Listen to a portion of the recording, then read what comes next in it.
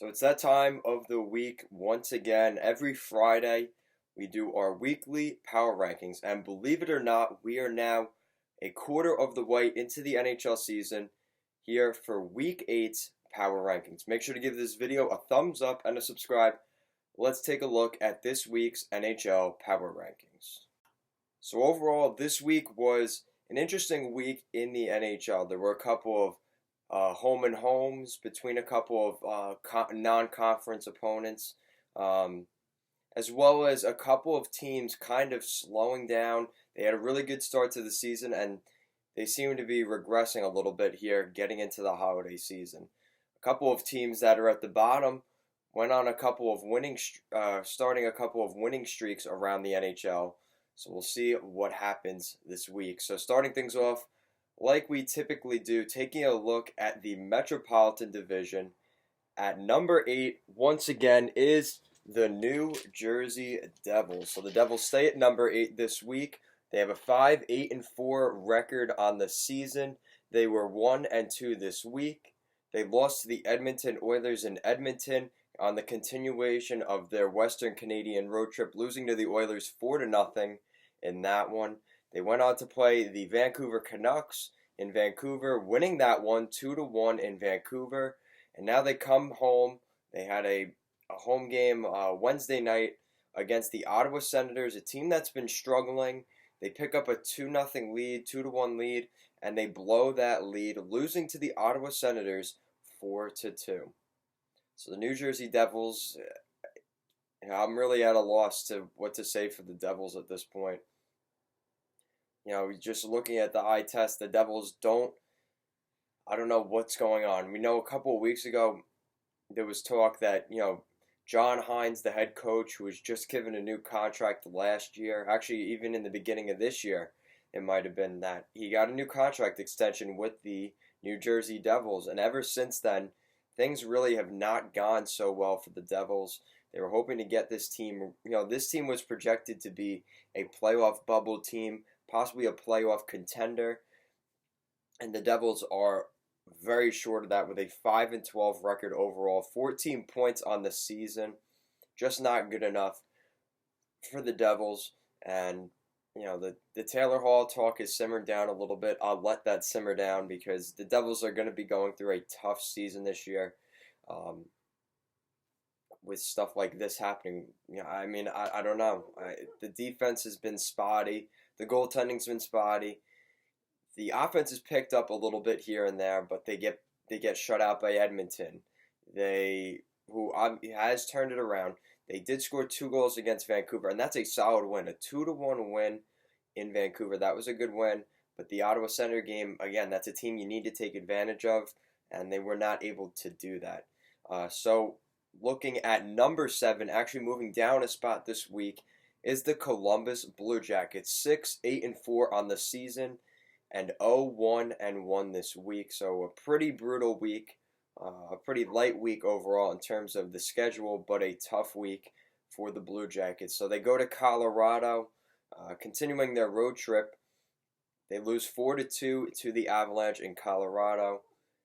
They just I don't know. They kept it a pretty close game overall, but I don't know, it just seemed like they couldn't get it really going. Colorado has seemingly struggled recently, so maybe you pick them off at home. They kind of don't take you seriously. Unfortunately, they were not able to do that, and they lose to the Avs on the road. Then they go up to Montreal to continue the road trip.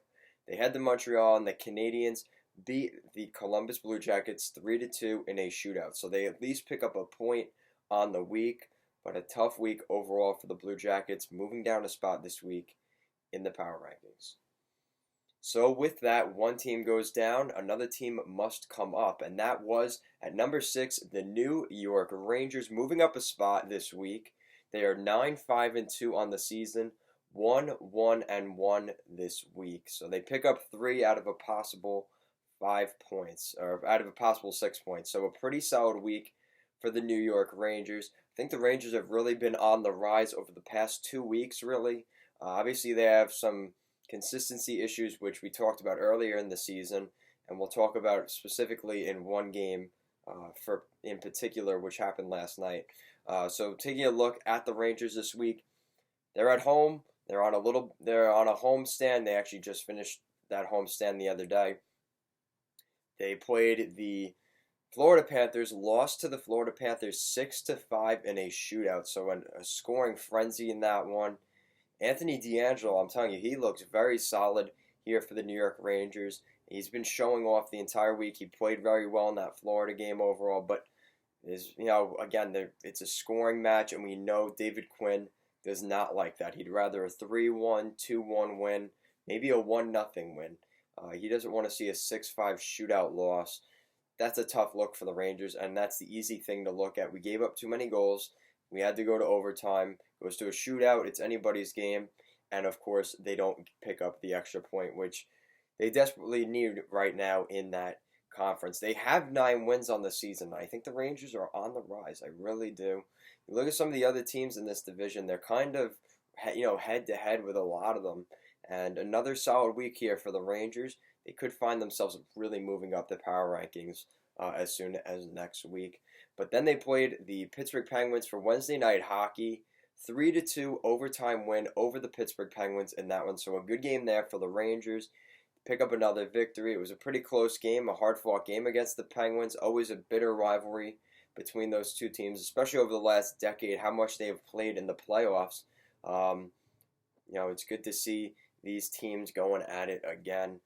All right, and then to cap off the week, not such a great result. They would take on the Tampa Bay Lightning to start a road trip where they lose to the Tampa Bay Lightning. A historic night for Tampa, but not such a great night for the Rangers. 9 goals for the Tampa Bay Lightning, 3 for the New York Rangers. Now, this game actually looks, it actually doesn't look as close as, I didn't get to watch the whole game, but I was watching a lot of the third period. There was some scrums toward the end of the second with Michael Haley. McDonough was in the box. It was good to see, the Rangers fighting back a little bit. Michael Haley is going to bring that sandpaper element that the Rangers need. Toronto may need that also. But nonetheless, the Rangers, they scored 2 goals in that third period by Philip Hedl. So a good night overall for Hedl. Probably won't be too happy for David Quinn because their penalty kill was awful. They were 5 for 8. The Tampa Bay power play being 5 for 8. So they really killed the Rangers in the penalty kill.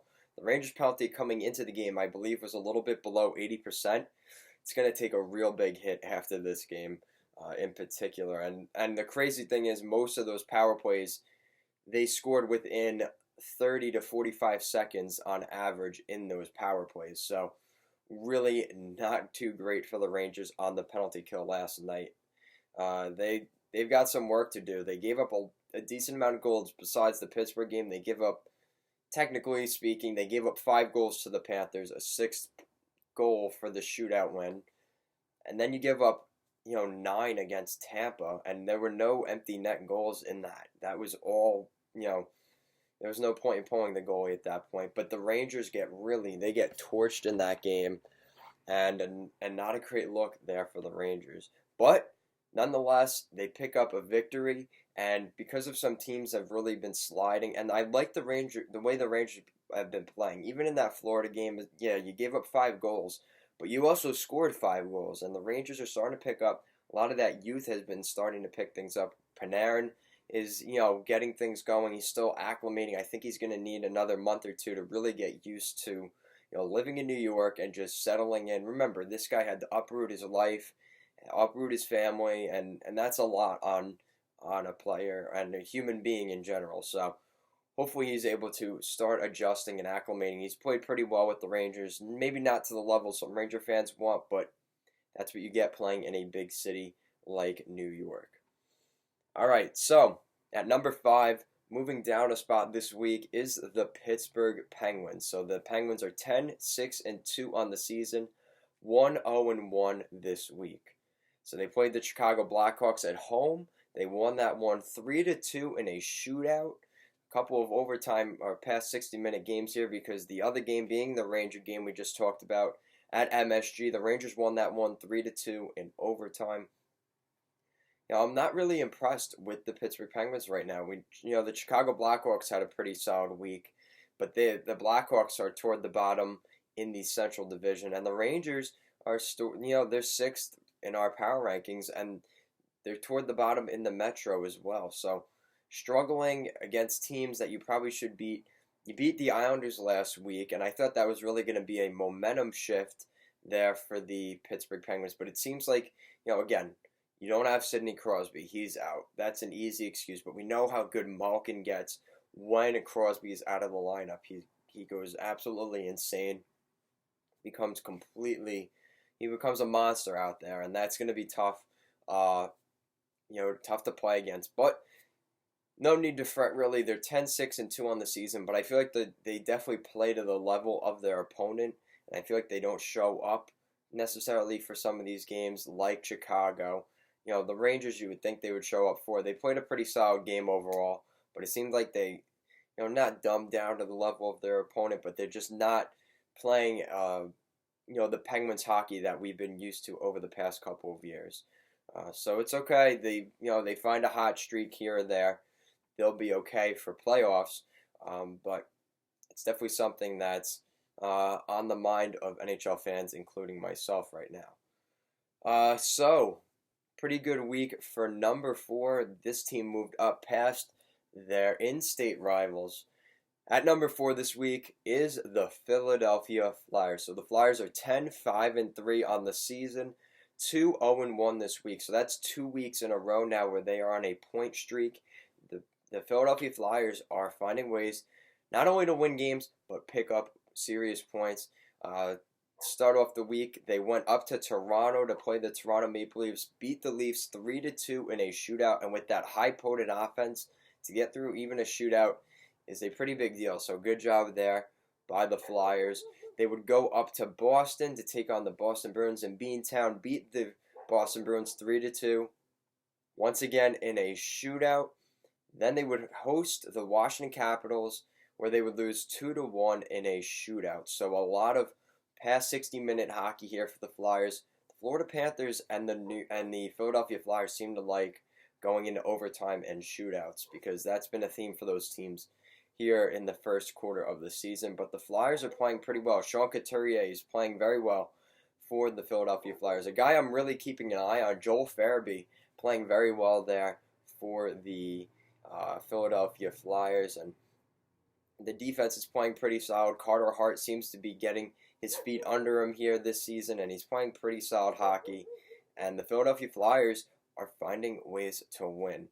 All right, so this is a team that very easily could have bumped down another spot or two, and could definitely do that as soon as next week. A team that was at the top of the Metro Division for the first 2 or 3 weeks of the season may find themselves at number 3, possibly moving down as soon as next week. The Carolina Hurricanes. So the Carolina Hurricanes are at number 3 in this week's power rankings, 11-7-1 on the season, and a pretty impressive 2-1 on the week. So the Carolina Hurricanes, to start the week, went up to Ottawa. They had a back-to-back with the Ottawa Senators. They went to Ottawa, lost to the Sens 4-1. Really didn't look great for the Carolina Hurricanes. And as we just talked about with the Pittsburgh Penguins, this seems to be a team that's really having issues, showing up for certain games. A game where they kind of play to the level of their opponent, normally up or down, and they seem to struggle in this game. They were a little bit embarrassed, I think, because they come back home for the second of the home and home and beat the Ottawa Senators 8-2 at home. So a very impressive win at home, a statement game there to close out that home and home. And the Carolina Hurricanes have to feel pretty good about themselves after that game. Hopefully it's a turning point for them to get back on a little streak, because last night they would head up to Buffalo, take on the Buffalo Sabres, who over the past 2 weeks have struggled a little bit. In the beginning of the season, a lot of hype around them that this team is really solid. They've got a new head coach in Ralph Kruger. This team's going to turn around, be one of those top 3 teams for sure in the Atlantic Division. Well, the Carolina Hurricanes went up there and beat the Buffalo Sabres 5-4 in overtime. So we know the Carolina Hurricanes are a pretty offensive team. Sebastian Aho, Andrei Svechnikov, what a goal he had a couple weeks ago. Uh, Teuvo Teravainen, and a couple of the other guys in the depth, on this organization. They lost guys like Michael Furlan and Justin Williams, but they seem to have found very solid replacements, and they're playing pretty solid. But like I said, I feel like they're playing to the level of their opponent. They're not playing at their best. But Rod Brendamore, I think, is, hopefully this is, 2 wins in a row for them. Hopefully they could start to build off this going into next week. But I'm a little bit concerned about the Carolina Hurricanes at this moment. All right, so at number 2 in this week's power rankings for the Metro, staying at number 2 is the New York Islanders. So the Islanders stay at number 2 in this week's power rankings. They are 13-3-1 on the season, and a perfect 2-0 once again on the week. So the Islanders continue that point streak, keep that going this week. Start off the week after a tough game against Pittsburgh on Thursday. The Islanders would play the Florida Panthers at home. They would beat the Florida Panthers 2-1. The Islanders played pretty solid in that game, and a couple of tough calls here and there during the game. Devin Tace took a weird penalty toward the end of the game. The Florida Panthers actually scored a goal, which with a couple minutes left, they actually ended up, waving the goal as a no-goal. It was a high stick by Alexander Barkov. The goal was overturned. The Islanders would close out the game, winning 2-1. So a very New York Islanders, Lou Lamoriello-esque game. The Islanders win it in a close, low-scoring game, kind of boring the opponent to sleep. The Islanders were able to do just enough to do that to Joel Quenneville's Florida Panthers.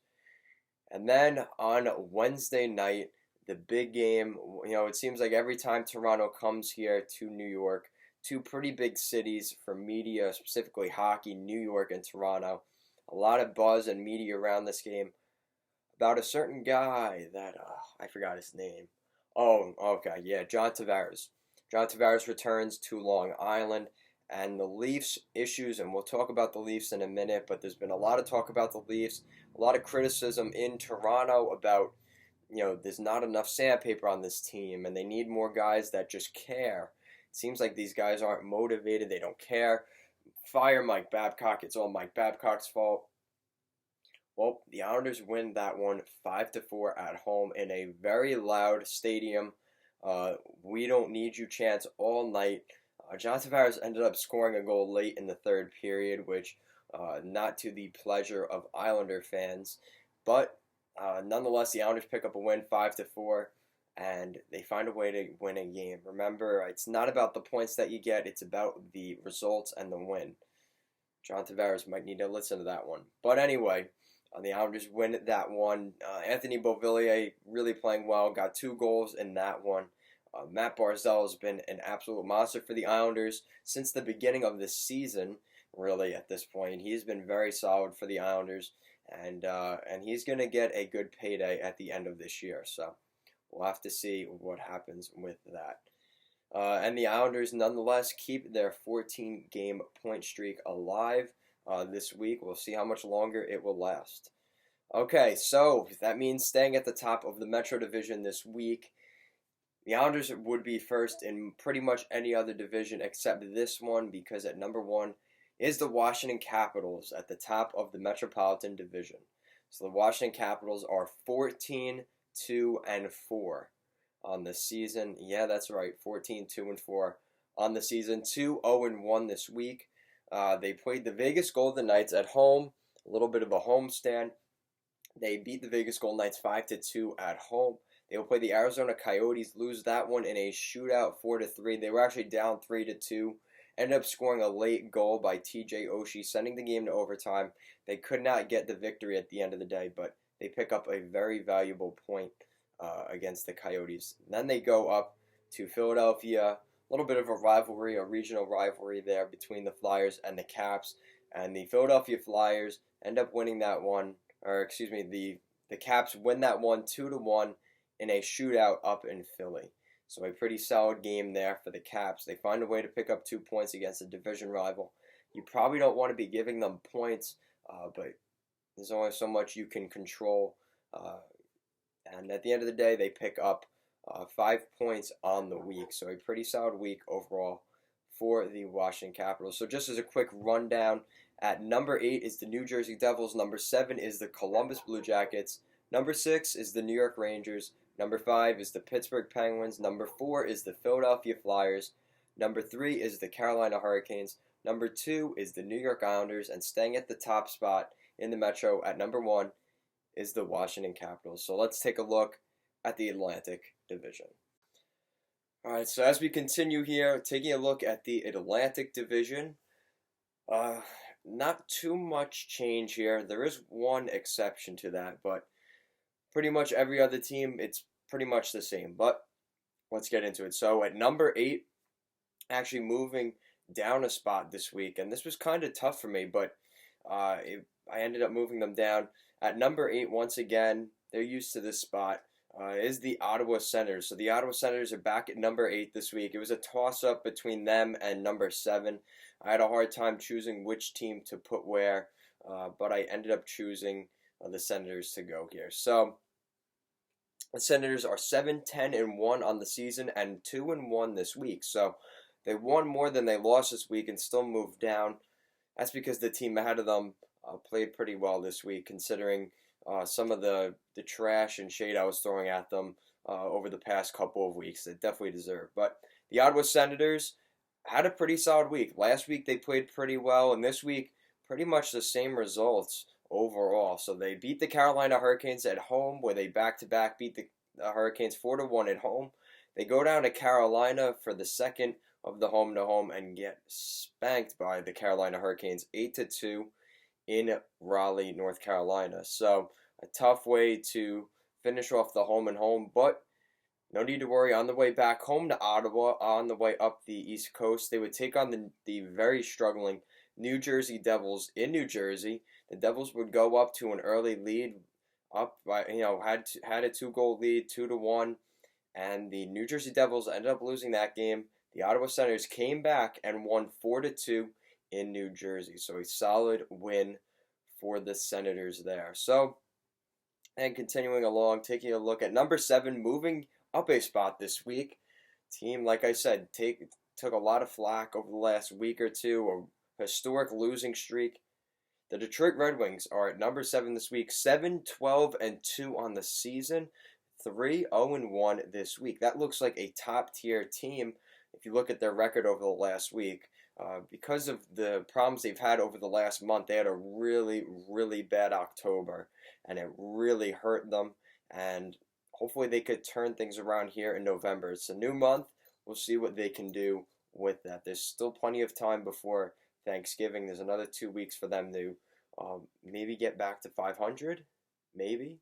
We'll see what happens. But the Detroit Red Wings played the Boston Bruins, and this was really the highlight of the week for the Detroit Red Wings, if not the early part of this season, quite frankly. They played the Boston Bruins, beat the Bruins 4-2.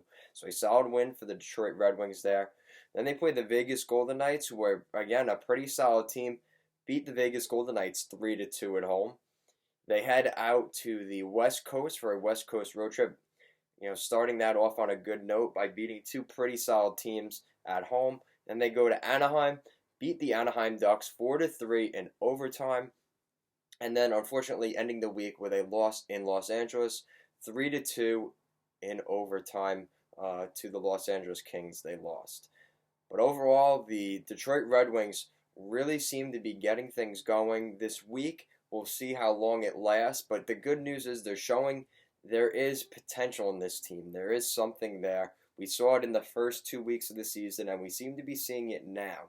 We'll see how long it lasts. There's definitely some inconsistency and some injury issues with this team, but we'll see how they bounce back. This is a good start. Let's see how they build off of this on the current road trip they will be on starting next week. So, with that, taking a look at number 6 is the Florida Panthers. So the Panthers stay at number 6 this week. Their record 9-5-5 on the season, 2-2 on the week. So a decent week for the Florida Panthers. They're 1 game below 500. They definitely could be better right now. Could be worse. but definitely not the results that they want. They definitely could be playing better right now, and when we talk about some of these games, it definitely shows. So they head up the East Coast, taking on the New York Islanders. They play the Islanders, lose 2-1, a close fought game. They had a goal late by Barkov. Unfortunately, it was called back for a high stick. That's obviously no goal. It was a weird call, though. I don't really think I understand how the high stick rule works. I thought it would have been a goal because Thomas Greiss, it clearly deflected off Thomas Greiss and even possibly a defenseman on the Islanders. Maybe that's just the skate rule or they've changed the rules. I don't know. But I guess it makes sense because if you do any sort of high stick in the offensive zone for the attacking team is an automatic whistle, whether someone touches it or not or whatever. So I guess that makes sense. But yeah, the Florida Panthers lose a tough one there to start off the week. Then they have to play the New York Rangers, who have been pretty decent recently, and they beat the New York Rangers in a barn burner at MSG, 6-5 shootout victory for the Florida Panthers. They win that one in New York, so they pick up one of the two in the New York area, so that's good. Then they head up to Boston, a very, very solid Boston Bruins team. They go up to Boston.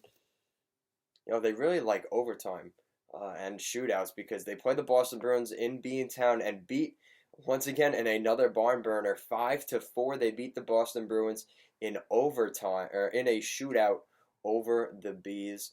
Then they head home to come back from this little road trip. They play the Winnipeg Jets and drop that one against the Winnipeg Jets, who again have been turning it on a little bit recently. So definitely not the way they wanted the week to end. The goaltending's been a little bit suspect. Samuel Montembeault has been pretty good for the Carolina Hurricanes. Sergei Bobrovsky continues to struggle. The Florida Panthers need him to really get going.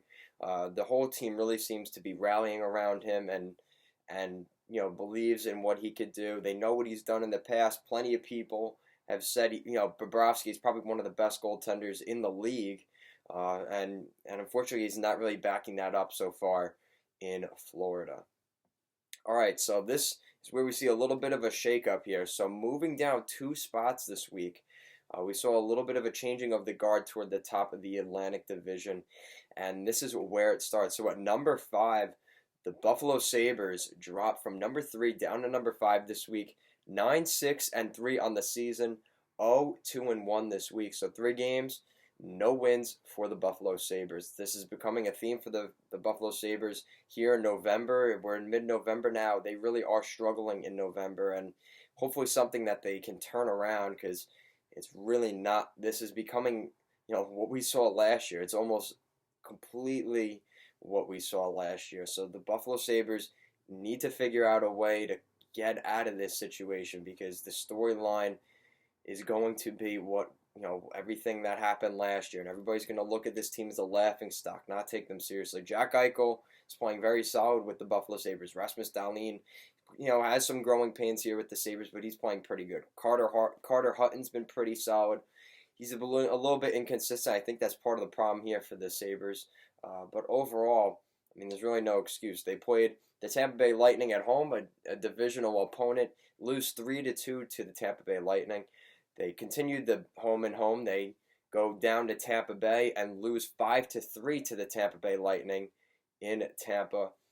They come back home, play the Carolina Hurricanes, lose 4-3 in overtime, and that's how they end the week. So really, I guess the one good thing you could look at is they were able to get a game to overtime, but you look at the opponent, and this is no disrespect to Carolina, but just talking about the Hurricanes, they're in the middle of the pack now at this point in the Metropolitan Division. Teams have definitely risen, and we've seen the Hurricanes falter a little bit. So, they beat a pretty mediocre team, or lost to a mediocre team in overtime. That's really not going to cut it for the Sabres and Ralph Kruger and the Buffalo Sabres. Jack Eichel, again, it's the same story once again, and hopefully this team figures out a way to get out from under this before Thanksgiving, because once Thanksgiving comes, everybody's going to be talking about the playoffs, and I'm sure next week, the next 2 weeks, we'll be starting to look at that, the likelihood of teams making the playoffs once you get into Thanksgiving and the Thanksgiving break. So we'll take a look at that when that time comes, but that's coming up very quickly, and the Buffalo Sabres are definitely starting to fall back, and this week was a pretty alarming showing of that. Down at number 5 in the Atlantic. All right, so another team that is kind of in the same spot as Buffalo, maybe worse so. But because of their play, I'm giving them the benefit of the doubt. Some of the opponents they've played. So let's take a look at number 4. Moving down once again 2 spots is the Toronto Maple Leafs. So there's been a lot of talk about the Leafs. 9-7-4 on the season, so they're below 500. 0-2-1 this week, an abysmal week for the Maple Leafs. They were at home taking on the Philadelphia Flyers, lost 3-2 in a shootout to the Philadelphia Flyers. They went to Chicago against a pretty mediocre, maybe below mediocre, Chicago Blackhawks, lost 5-4 in a scoring fest. There was, I think, 92 or 93 shots in that game. Definitely highlighting some of the issues on the defensive side for the Tampa Bay, the Toronto Maple Leafs, and it seems there's an issue there. And then to cap off the week, as if things weren't bad enough, they have to go to Long Island. Freddie Andersen is starting. All right, so the Leafs are, they're undefeated when Freddie Andersen has been in since John Tavares has come to the Toronto Maple Leafs. Not the same story today. Once again, the Islanders score a ton of goals, 5-4 over the Leafs. This is an issue for the Maple Leafs. They've given up 10 goals in 2 games against teams you really wouldn't consider powerhouses in terms of scoring. The New York Islanders, what is the story? They don't have enough scoring paralysis up front. Patrick Kane, you do have Patrick Kane on the Blackhawks, Alex DeBrincat, Dylan Strome, but again, the Islanders kind of have that. It's the same kind of story at the end of the day, and the Blackhawks are worse off really than the Islanders. So, Toronto is definitely a little bit concerning. All these rumors about, Mike Babcock, what's going to happen with Babcock. Yeah, he can only control so much. The general manager is in charge as well. Brendan Shanahan. Leaf fans are frustrated, and rightfully so. I was, sitting here in the beginning of November, maybe the last weekend of October, saying the Leafs will get things together. They're just struggling out of the gate. This is what happens when you have a super skilled team. They just lack that motivation in the beginning of the year. All right, well, now we're into November, and they're pretty much at a 500 record over the last 82 games they've played. They need to improve on some of these issues. They look like a mediocre team right now, and it's not good. They need to figure out what they're going to do moving forward toward the end of November. So that's pretty much it on that. Now we're going to get to some better news. At number 3 is the Montreal Canadiens. So basically by default they move up just because of the abysmal weeks that Toronto and Buffalo had. But to be fair, the Canadiens had a pretty solid week. So they're 10-5-3 on the season and a perfect 2-0 on the week. So they played 2 games this week, kind of got a break this week, and they played some pretty, lackluster teams to say the least in LA and Columbus. Plus, they were at home for both these games. So, first game against Los Angeles Kings, they beat the Kings 3-2, so a pretty solid win there at home. It was definitely a pretty close game overall, but the Canadiens found a way to finish it off. And they play the Columbus Blue Jackets at home. It takes a shootout for the result on this one, but the Columbus Blue Jackets were unable to finish it off. The Canadiens win 3-2 in a shootout over the Blue Jackets. So overall, not too much to talk about with the Montreal Canadiens. They have a pretty solid team, as we can tell. The goal scoring is there, and they're even finding ways to score with some of their guys out, like Jesperi Kotkaniemi. They're finding ways to get things done. The goaltending has been very solid from Carey Price. They found a way to keep that defense pretty solid. Now there's some issues with Shea Weber. He's been in and out of the lineup. We're not sure with the sickness, if it's an injury even. More on that, but the Canadiens are playing well, and Marc Bergevin, for all the heat he took, probably over the last year and a half, has pretty much dissipated because the Canadiens on ice, the product on the ice has been pretty solid for the Canadiens. They're moving in the right direction with the rebuild, for sure. All right, so this is the big jumper here. Moving up from number 5 to number 2 this week is the Tampa Bay Lightning. So the Tampa Bay Lightning are coming back to life, and they're coming back with vengeance. Tampa Bay Lightning are 9-5-2 on the season and a perfect 3-0 on the week. So they've definitely had some issues over the past couple of weeks. They played one game last week, losing to the Islanders. They didn't look like they really showed up for most of that game up until the later second period, third period. It was already too late at that point. And they definitely put together a pretty solid week and a statement game at the end of the week, and we'll talk about that, which we saw last night. They head up to Buffalo. They beat the Buffalo Sabres in Buffalo 3-2. A solid win there for the Tampa Bay Lightning to start off the week. They continued the home and home. They head back home to take on the Sabres and beat the Sabres 5-3. And last night, they cap off the week with a statement victory over the New York Rangers. Definitely a little bit of a rivalry there because of the amount of players that get exchanged between the two organizations. McDonough, Callahan over the years. What are some other? I think Coburn might have. No, maybe not Coburn. JT Miller at a point. Now he's in Vancouver, but he was traded there. So there's different guys throughout. Brian Boyle was a former member of Tampa and the Rangers, and so definitely a little bit of a feud between these teams. And we saw that the Tampa Bay Lightning completely throw the Rangers off the rails. David Quinn will not be happy about this one. A 9-3 slaughter for the Tampa Bay Lightning at home in front of their home fans.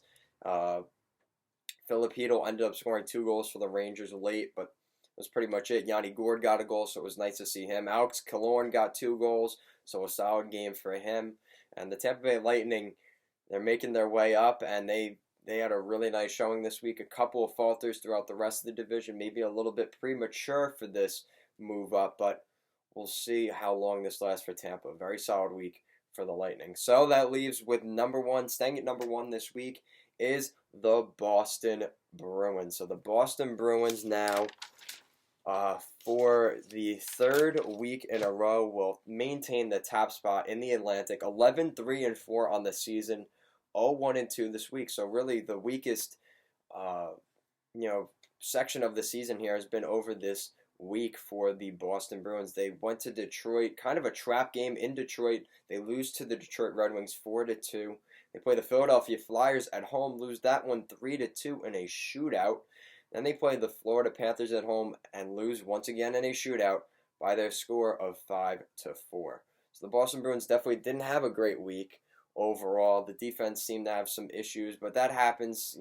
They're really running away with the Atlantic at this point. So maybe a little bit of a setback was warranted to maybe wake these guys up and get them going. It's a long season. Things happen. Not too worried about the Boston Bruins. They pretty much have their spot at the top there. But, pretty solid week for the Boston Bruins, minus the not winning at all this week. So, again, it happens. The goaltending has some issues. We've really raved about that goaltending and that top line. The top line had some issues this week. We'll see if that turns itself around this week. So, just a quick recap. At number 8, we got the Ottawa Senators. Number 7 is the Detroit Red Wings. Number 6, the Florida Panthers. Number 5 is the Buffalo Sabres. Number 4, the Toronto Maple Leafs. Number 3 is the Montreal Canadiens. Number 2 is the Tampa Bay Lightning. And at number 1, staying at number 1 this week, is the Boston Bruins. So let's take a look. We're going to take the road trip, and we're going to head to the West Coast. All right, so here we go. So we went from the East Coast to the West Coast.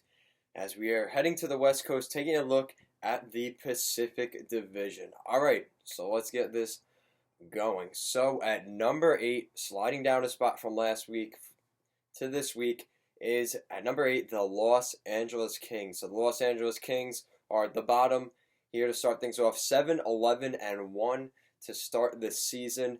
2-1 this week. So they actually had a winning record this week. They played the Montreal Canadiens in Montreal. They lost 3-2 in that one. They went home to take on the Minnesota Wild, beating a struggling Wild team 3-1 at home. And then they once again win against a pretty solid team week overall for the Red Wings. They beat the Red Wings at home to cap off the week 3-2 in overtime. So the Los Angeles Kings, they had a pretty light schedule overall that may have affected how they did. They played a pretty solid Montreal team who's been playing some good hockey here in pretty much the last month. The Minnesota Wild, who have definitely been at the basement of the Central Division, and the Detroit Red Wings, who had a good week this week, but nonetheless still a struggling organization at this time. Nonetheless, though, for the Kings, you take victories where you get them. You had a tough week with Ilya Kovalchuk now, his contract being terminated, so he'll be out of Los Angeles. So that's one less guy they have to worry about in terms of contract at this point. But the Kings definitely have some issues with scoring. They have to find that. It's interesting. You look at a team who they played this week in the Detroit Red Wings. They made a very minor trade seemingly in acquiring Robbie Fabry. And this team has really turned it around since Robbie Fabry's came in. The Los Angeles Kings should be looking to do sort of the same thing here. Maybe just trading a piece. We've heard for a while that a guy like Tyler Toffoli could be on his way out of Los Angeles. You gotta maybe make a move like that and just see what the market is and try and make a move just so things, there's a little shakeup in the room, which maybe the Kings need. So take a look at number 7. Moving up a spot this week is the San Jose Sharks. So the San Jose Sharks are 9-10-1 on the season and an undefeated week at 3-0 on the week. So they started the week at home against the Nashville Predators. They beat the Nashville Predators 2-1 in a shootout. A pretty rough week for the Predators. But nonetheless, the Sharks pick up a victory against one of the better teams in the Central Division. A big win there for the San Jose Sharks at home. They play a Pacific Divisional opponent in Edmonton at home, and they have a pretty nice game there, beating the Edmonton Oilers, Connor McDavid and Leon Draisaitl 6-3. So a solid performance there, putting up 6 goals. And we talked about this team having issues scoring goals at certain points this season. They pick up 9 goals in 2 games, or technically they pick up 7 goals, and then a shootout point, I guess, against Nashville. So they got 7 goals total in 2 games. They weren't done yet. They would have to take on one of their California rivals, heading up to Anaheim to take on the Anaheim Ducks, and beating the Ducks last night by a score of 5-3. It was a close game really up until the end. There was a 3-3 game pretty deep into the third period. They get a goal, get an empty netter, and the San Jose Sharks finish off the week on a high note. Undefeated week for the Sharks. Hopefully this is a sign of things to come for the Sharks. We know how solid this team has been over the past 4 or 5 years. Definitely taking a step back this year, but maybe this team is just coming out of the gate slow, and everybody's talking about a certain team in the Central, like Dallas being the St. Louis Blues from last year.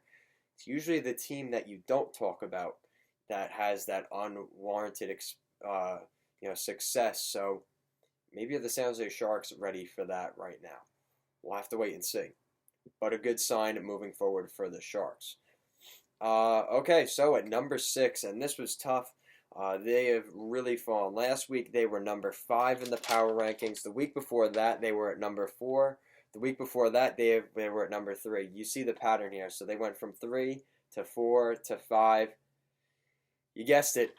They're at number 6 this week. The Anaheim Ducks have dropped all the way down to number 6 in this week's power rankings. They are 9-9-2 on the season, 0-2-1 this week. They played the Edmonton Oilers at home. Connor McDavid put on a show, a hat trick for Connor McDavid, 6-2 win there for the Edmonton Oilers, and one of those goals being an absolute highlight reel goal by Connor McDavid. Tough break there for the Anaheim Ducks, but you play the Detroit Red Wings, right? They're a struggling team. They're coming out to the West Coast. The Anaheim Ducks lose 4-3 to the Detroit Red Wings in overtime. So once again, they lose a game that they probably should have won at home. A team coming to the West Coast from the East Coast that's been struggling, and they find a way to get it done. So not a great start to the week here for the Anaheim Ducks. Well, they have another chance. They have a chance to make something of this week, playing the San Jose Sharks, a team that is a California rival, an in-state rival, and as we just talked about, 5-3 loss for the Anaheim Ducks. So a lot of goals given up this week by the Anaheim Ducks. You look at the first game, 6 goals, 9 goals through 2 games, 14 goals in 3 games. That's not the defensive structure that we saw from Dallas Eakins' team to start the season. That was one of the big things that was talked about with the Ducks. They weren't scoring a ton of goals, but they really weren't giving up all that many. And when you've got John Gibson and a pretty solid defensive system, the team was looking pretty solid. Seems like they've kind of come back down to earth here at this point, and they find themselves at 6th in this week's power rankings. Definitely disappointing week, but it's becoming a trend here. So hopefully next week they don't move down to 7, but at this rate over the past month, they should be. So we'll see what happens. Okay, so on a not so great note, following up the Anaheim Ducks, at number 5 this week, moving down a spot, is the Vancouver Canucks. So the Vancouver Canucks are have a 500 record, 10-7-3 on the season, 1-3 on the week. Start off the week, they went out to Winnipeg to play the Winnipeg Jets, lost that one in Winnipeg 4-1. They went back home for a little homestand to take on the New Jersey Devils, losing that one 2-1 to the very struggling New Jersey Devils. They did beat the Nashville Predators at home, though, for a 5-3 win at home. And then last night they played the Dallas Stars, and they unfortunately lost that one 4-2 at home. So what's been going on with the Canucks? Elias Pettersson's been on the board. I think Brock Besser's, struggling a little bit. This is a very young team, and there's going to be inconsistency and things like that. You still have a young goaltender in Demko. These are the growing pains that this team is going to be going throughout the next season and next season as well. The only issue is when you have the Aquilinis as your owners, they don't really have time for you to develop. They want to see success and as quickly as possible. They've waited long enough for this rebuild. They want to see this team back in the playoffs. At a 500 record, you're not really setting yourself up for success with that. They made a lot of big moves over the summer, bringing in Tyler Myers, Michael Furlan, and plenty of others. They need to start putting it together and winning some hockey games. All right, so at number 4, on a little bit better of a note, one of the better stories on the week, moving from number 6 up to number 4 this week, is the Arizona Coyotes, and a team that really isn't being talked about all that much there in Arizona. They have an 11-7-2 record and a 2-2 record this week.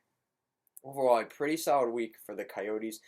They had 2 games with the Minnesota Wild mixed in there, and we'll get into that. It was probably one of the weaker parts of their week. But overlooking that, a pretty solid week for the Wild. For the Coyotes. So, taking a look at the Coyotes' week. So they started the week at home against the Minnesota Wild. It's pretty much a game they should win and wrap it up before heading out on the East Coast. Nope, didn't work. 3-2 win for the Minnesota Wild on the road in Arizona. Then the Coyotes go to Washington, beat the Washington Capitals 4-3. A late comeback goal by TJ Oshie wasn't enough for the full comeback, and the Coyotes get it done in a shootout, beating a very solid Capitals team at home. Very good win there for the Coyotes. A big factor in them moving up this week. As well as going into St. Louis, and a pretty solid St. Louis team, leading the way in the Central Division right now. And they find a way to beat, they beat the Washington Capitals, and then they go and defeat the Stanley Cup champions in the St. Louis Blues 3-2 in a shootout. So again, these are shootout victories, but nonetheless a victory and 2 points that the Arizona Coyotes could desperately use. So 2 big wins there for the Coyotes. Oh, now they play Minnesota again. This should be an easy win. Nope, they lose yet again to the Minnesota Wild. It's kind of a, they do the same score, 3-2. It's kind of a deja vu moment for the Coyotes. But nonetheless, they can't figure out the Minnesota Wild, lose both games. Actually, at the end of the game last night, Derek Stepan won. There was about 5 seconds left in regulation. Derek Stepan, from the faceoff, took a shot, went right over Devin Dubnyk's shoulder, might have gotten a piece of it, hit the crossbar.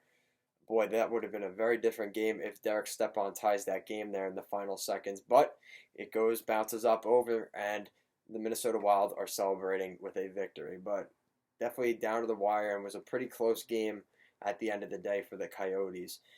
So the Coyotes are playing well. Darcy Kemper has been so good for the Coyotes. We've been talking about it for now a little while, and now the national media is talking about it a little bit. The Coyotes are kind of under the radar though, with compared to the rest of the division.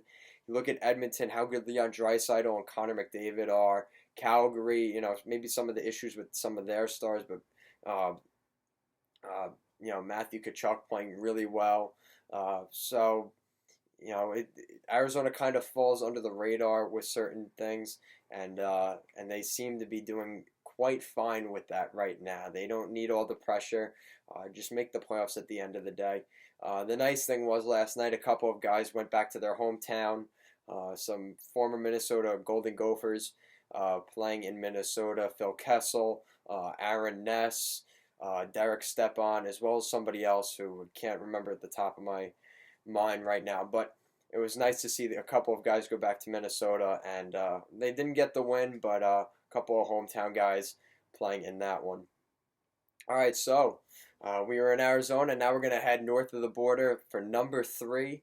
At number 3 this week, staying at 3, is the Calgary Flames. So the Calgary Flames have a 10-8-3 record on the season, 0-1-1 on the week. So not a great week for the Calgary Flames. They played the defending Stanley Cup champions at home.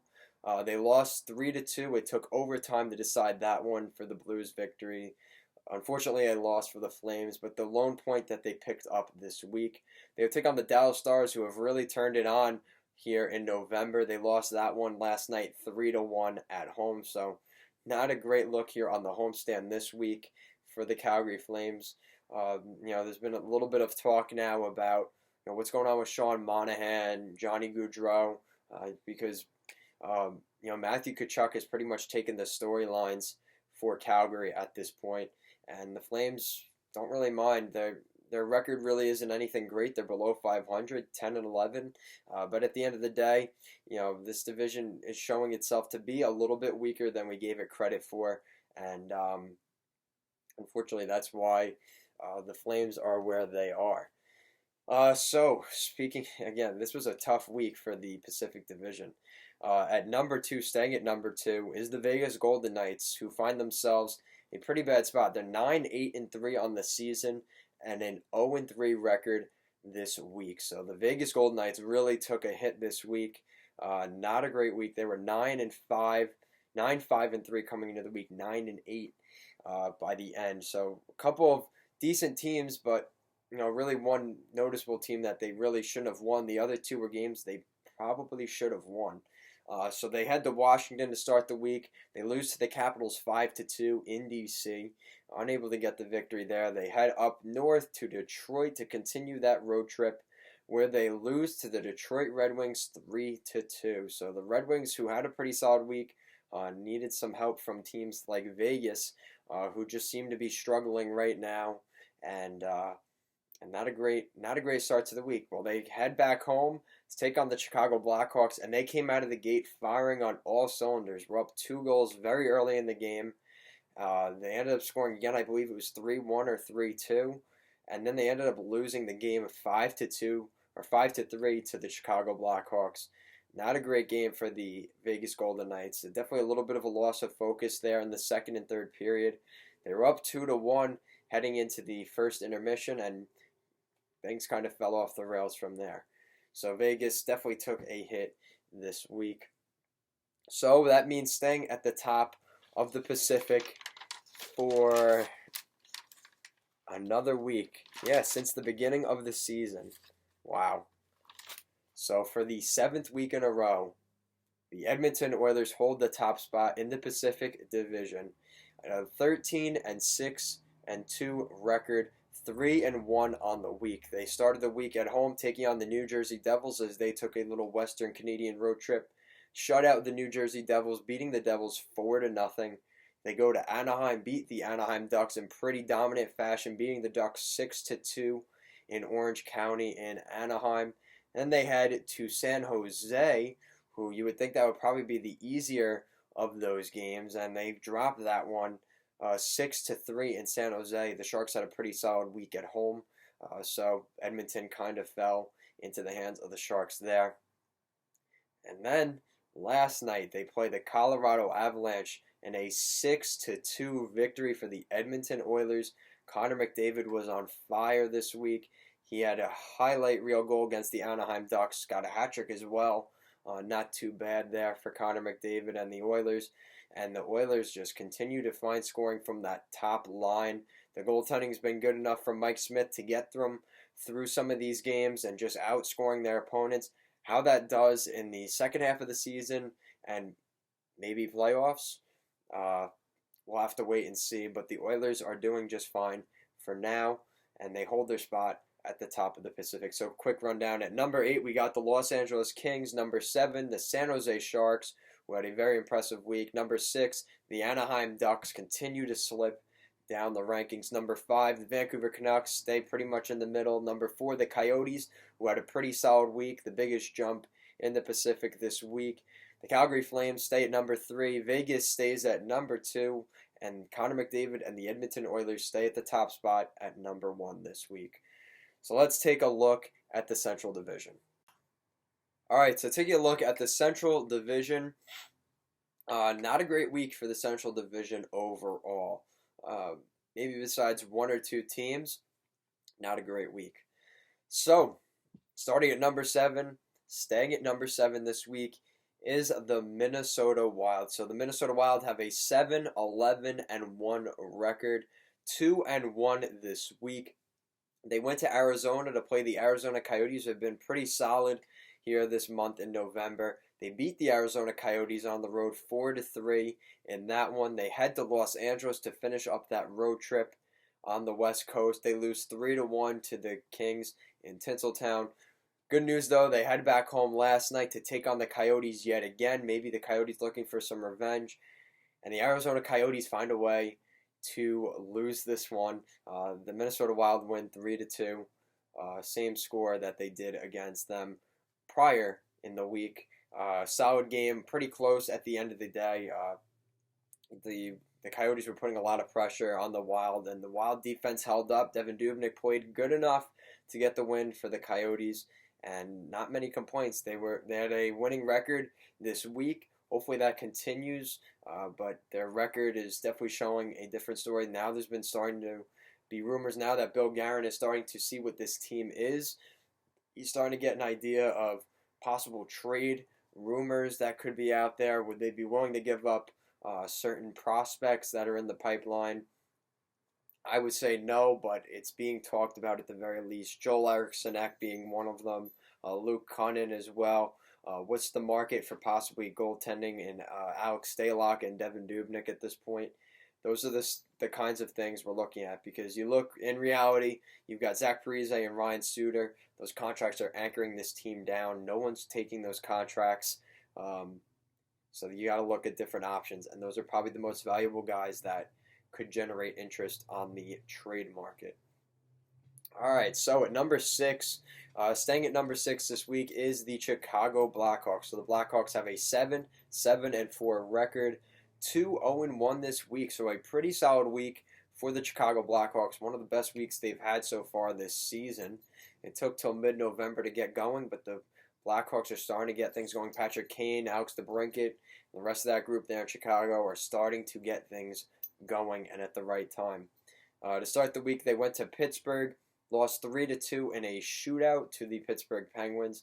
They went home to take on the Toronto Maple Leafs, a game where we saw 92 or 93 shots taken in that game between both the teams. So really crazy game.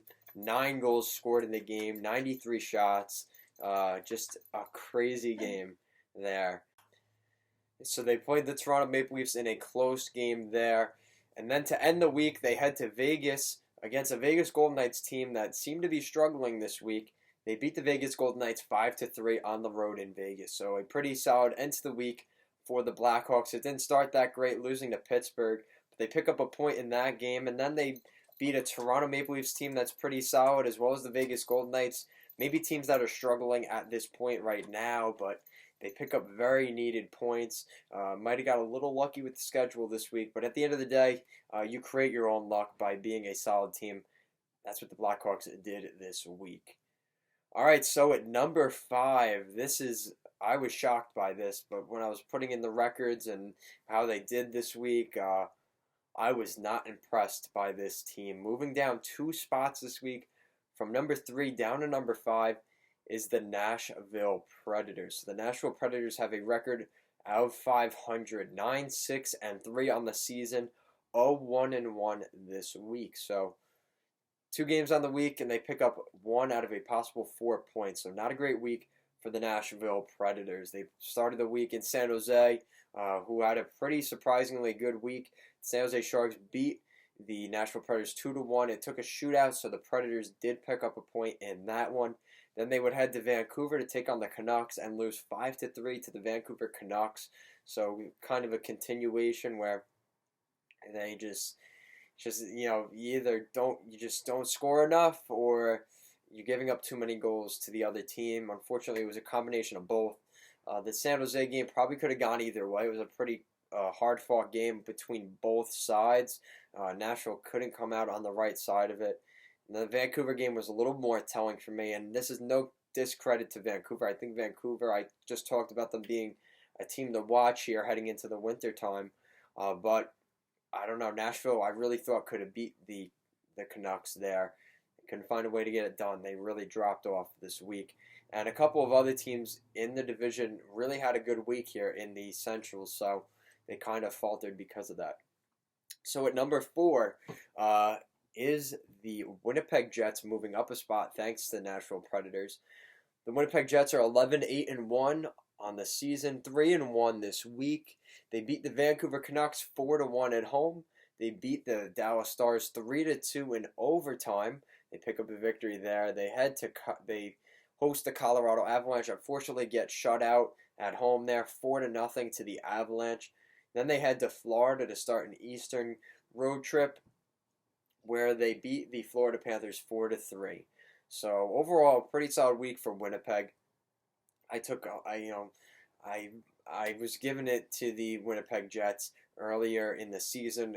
Even before the season started, about Patrick Laine, Kyle Connor, Dustin Byfuglien, Tyler Myers leaving, and all the stuff that they had to endure this off season. And I was a little worried about them, taking a look at the season previews and things like that. But Winnipeg really is playing pretty solid. And when you look at that roster, there's a lot of new guys coming in that are transitioning to the NHL. And considering the amount of issues that they've had to endure, specifically on the back end this past off season, they are playing pretty solid hockey. The goaltending's been decent. Connor Hellebuyck's been pretty good and really good this week. Laurent Brossoit was out for a little while, so it's good to see that he's back in the lineup. And the Winnipeg Jets just, there's a tough division right now, and this was probably the winningest division in hockey, this week. So Winnipeg finds a way to pick up some wins. A pretty important week for the Jets, and they move up a spot this week.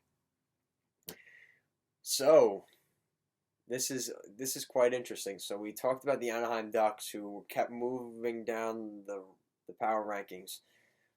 Well, 2 weeks in a row, we are going to see a team that held the top spot for 6 weeks, who got knocked off last week, actually sliding from 2 this week to 3. Number 3 this week in this week's power rankings for the Central Division is the Colorado Avalanche. The Colorado Avalanche have 11-6-2 record, so 11-6-2, pretty solid record. 2-1 on the week. Now, the only reason they really slipped this week is because of the team in front of them. You could probably get an idea.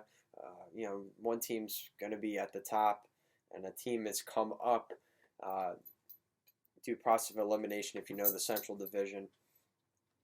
They have some connections to Minnesota. Anyway, back to the Avalanche. The Avalanche played the Columbus Blue Jackets, won 4-2 over the Blue Jackets. Went to Winnipeg, won 4-0. Got a shutout in Winnipeg against a pretty dominant offense in Winnipeg. They did lose to the Edmonton Oilers, though, 6-2 last night in Edmonton. A great showing by Leon Draisaitl and Connor McDavid once again, and the Avalanche were victims to that game. Now, the only reason that they dropped down this week was because of that Edmonton game. I felt like that Edmonton game in itself warranted moving them down that one spot. It was just enough of a tipping point for me to move them down. They're still a very solid team. There's definitely a little bit more concern though, because we look at how good they were to start the season, and really since then, in the month of November, they've definitely struggled a little bit. So hopefully they get that going and turn that around very soon, because definitely not a great situation for the Avalanche. All right, so that means moving up a couple spots. Look at that. So they were at number 4 last week, and before that they were down at 5. They were down at 6 a couple of weeks ago. Believe it or not, they were at the bottom of the division in week 3. So we are in week 8. So 5 weeks later, the Dallas Stars are second in the Central Division. So congratulations to the Dallas Stars. They really deserve the credit. They have a 10-8-2 record on the season, 2-0-1 this week. So they pick up 5 out of a possible 6 points on the week. A very solid week for the Dallas Stars. They played the Winnipeg Jets, lost 3-2 in overtime in Winnipeg. They beat the Calgary Flames in Calgary by a score of 3-1. They beat the Vancouver Canucks to cap off the week last night in Vancouver by a score of 4-2. Blake Comeau really looked solid for the Dallas Stars last night. We've really seen the defense, really immobilizing and getting things going. Jamie Benn took a real interesting approach when asked about the team's performance and things like that, and how he's not really performing. Definitely had an interesting reaction. So that really didn't sit well with fans. But at the end of the day, hey, you have a really sick Winter Classic jersey, which I may or may not have just spent way too much money on. But at the end of the day, the Dallas Stars playing solid hockey, and just in time for the holidays for everybody to buy those super expensive jerseys, like the people like myself. So with that, at number 2, at number 1 for the second week in a row is the defending Stanley Cup champion St. Louis Blues. So they have a 12-3-4 record. Overall, 1-0-1 this week. So they pick up 3 out of a possible 4 points on the week.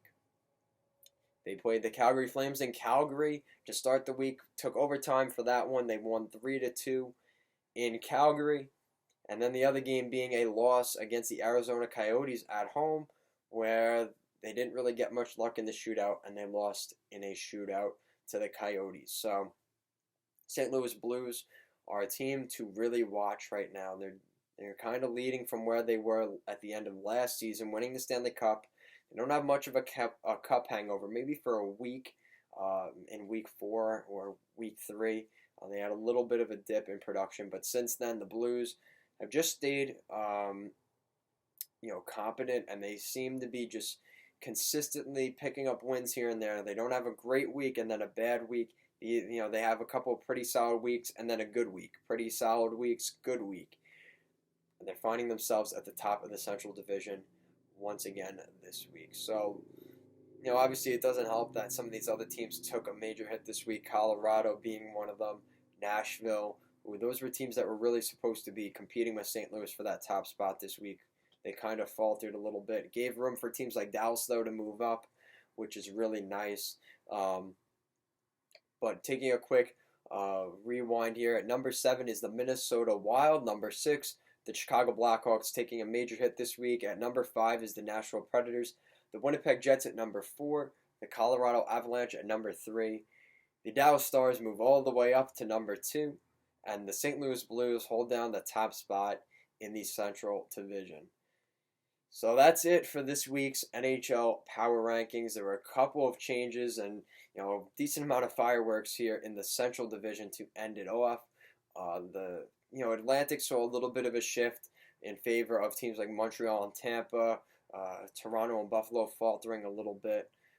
The Philadelphia Flyers are playing pretty solid hockey. The Carolina Hurricanes concerning me a little bit. We'll keep an eye on the Hurricanes heading into this week. The Arizona Coyotes sprouted up out of the Pacific, and the San Jose Sharks found themselves out of the basement for the Pacific. So let me know what you guys think of these power rankings this week. I can't believe we're 25% of the way through the NHL season. We've played most teams at this point have played at least 20 games, so that's pretty exciting. And we're getting ready for that time of year. In a couple weeks, Thanksgiving and playoffs. We start talking about playoff positioning. So let me know what you guys think. Overall, I think things haven't been going great with the channel. I've been really busy with work and school, so I just want to say, I don't want to be apologetic, but I am sorry for not keeping up. I'm really trying to get it going. I could say I'm going to make a ton of videos and this and that. It's not even worth doing that. I'm going to try and get on it as best as I can. I do have once I edit it, an Atlanta Thrashers history video, something a little bit different. I feel like that would be kind of interesting. I feel like we're getting to a point now where even myself, we have to be reminded or at least learn what happened with the Atlanta Thrashers, and I thought that was a cool video to do. It was pretty cool. I learned a lot about the Atlanta Thrashers and just how they failed. Correlated to maybe some other teams that we could have seen possibly being relocated. What it would have to take likely for a team to move. So, that's pretty much it for this week's Power Rankings Week 8. Make sure to give this video a thumbs up and a subscribe. Check out every Friday for our latest NHL Power Rankings. Thank you for watching, and have a great day.